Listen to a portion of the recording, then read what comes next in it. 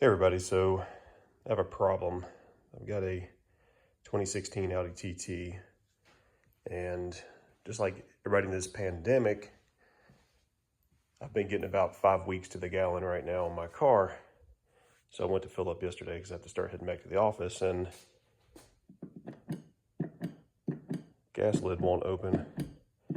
I was a little new to this part right here, so I did some Googling and some YouTubing, and I couldn't find anything specific to the TT, but I found that, there's a release tab or pull string in the trunk. So I pulled that, and that doesn't do anything either. So I think that when you lock and unlock the car, there's some kind of actuator that locks the gas lid. But I think that there's also, when you push this down, it makes a very capacitive click, and it's not releasing. So I think that it's the actuator inside that holds it down. So I'm going to try to get this out there so that everybody else with TTs that might have this problem can see how to address it. So I'm going to start by removing these Allens here. They look to be 4mm Allens, and we'll see where we get once those are removed. Okay, so unlike previous years, all of the Allens will come out, and you get your finger up under this lip and wiggle it. It does move, but I'm a little too nervous about continuing to pull with much pressure. So I think I'm going to have to remove the wheel and get up behind there. I might have to remove the shock also in order to get to maybe push up this way in order to get it out. So we'll see. Okay, car is jacked up, obviously. As we get the wheel off, and as you can see up there, that's the rough area that we need to get to. And we're gonna have to take this wheel liner out.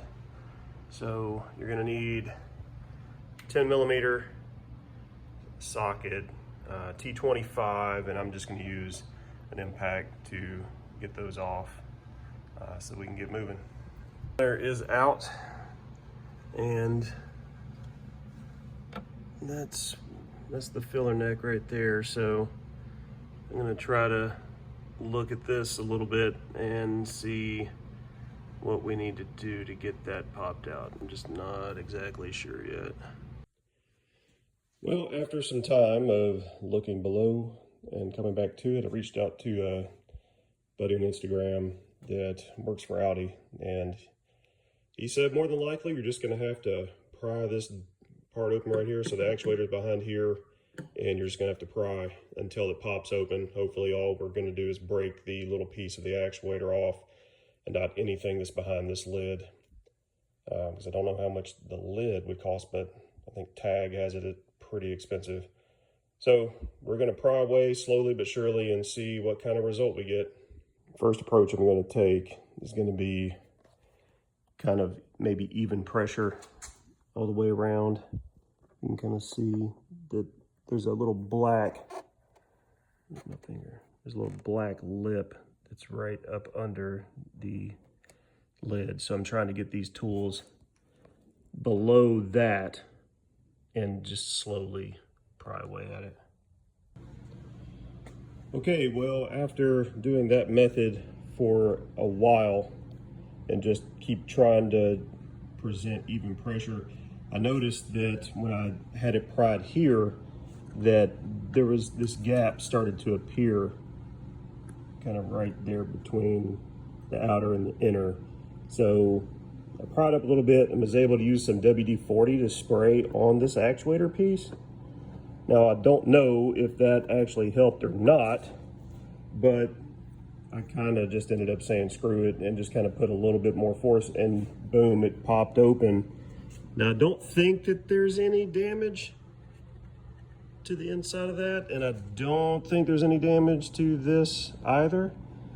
But I guess we'll find out. I still think I'm going to replace this actuator, just not sure how to fully get to it yet. but at least I can put gas in the car. Okay, I was able to get this off. It's a little bit more, I don't know, interesting.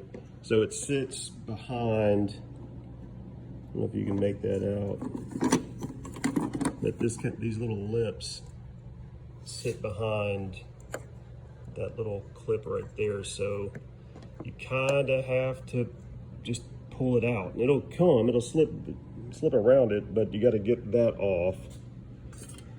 And then I was also took off this, and the way you do that is right here on this plastic piece, there's a little slip.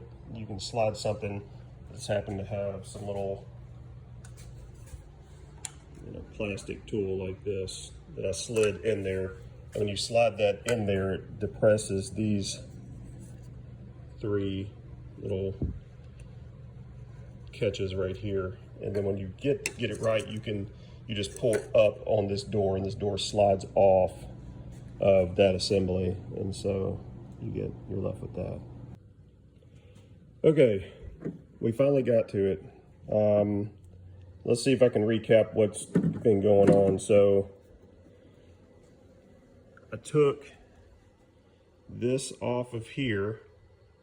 All that I did is there's this little clip right here that you just have to put a little screw or a right angle pick or something under it and lift that, and you just kind of wiggle it off. Then you'll find these 4 indentions here, here, here, and here. So they're going to be solid, but you're going to have to poke a hole through them with, like a flathead screwdriver or something, because when you stick the screwdriver through, it's got these little catches right here. So it's like you barely have to penetrate the surface of that before you kind of, so you'll,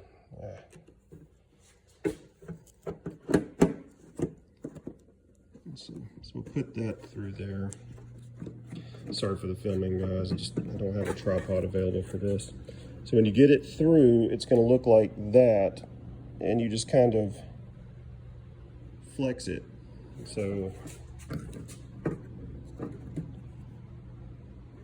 like that. So from outside to inside like this, and that's what will free it. Now at the same time you're doing that, kind of grab around and just kind of put pressure with your palm and just kind of pull, and it will eventually come out. The only thing you have to do underneath is the little drain line right here. You do have to just unclip it from there and there. That way it's loose. Then you can literally just kind of push up with it and it will come loose. Then you just kind of pull it out, and you can see where the little red piece from the trunk attaches and the power and everything else. And so this right here is the actuator. So I'm gonna look into this and what part I have to order, and we'll get it ordered and installed. Okay, we're back. I was able to source the actuator from my local Audi dealer in Nashville.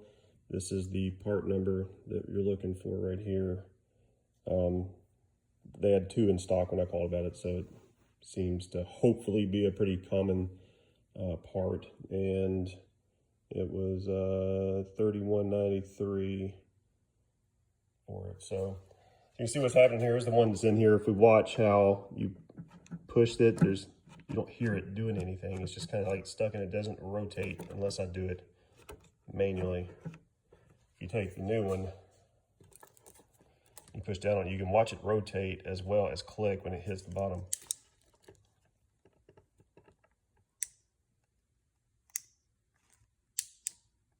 That's how it's supposed to work.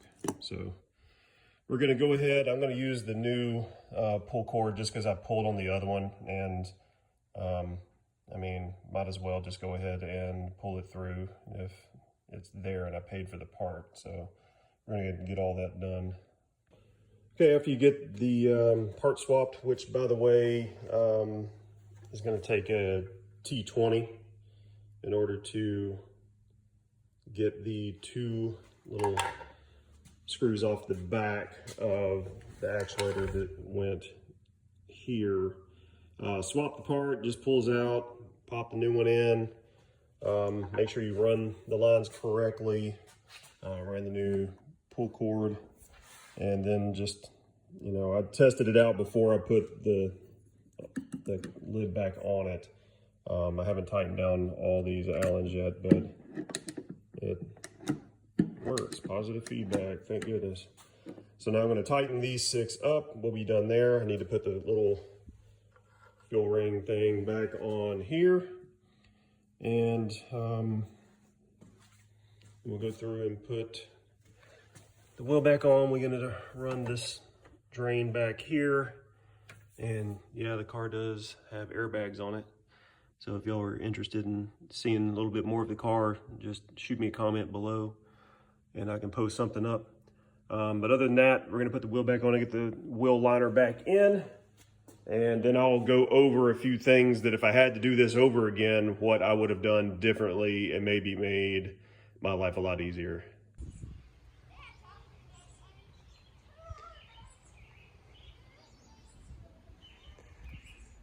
So she's all back together.